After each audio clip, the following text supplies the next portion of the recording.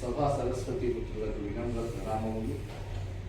చిరంజీవులైన చిన్నారులకు హృదయపూర్వక శుభాకాంక్షలతో శుభాశీస్సులు అందజేస్తూ రుద్రులూరు వాసి సూరత్లో నివాసం ఉంటున్నటువంటి శివపురం వెంకటేశ్వర్లు వారి ధర్మపత్ని మంజుశ్రీ కుమారుడు తరుణ్ కుమార్ గారి యొక్క సౌజన్యంతో వారి వదాన్యతకు మనము అభినందనలు తెలియజేస్తూ మీకు వారు మనం చెప్పినటువంటి ఆ వాగ్దానం ప్రకారము 60 పరుపులు, 60 దిండ్లు, తర్వాత పరుపులపైకి 60 బెడ్షీట్లు కూడా అందజేయడం జరిగింది.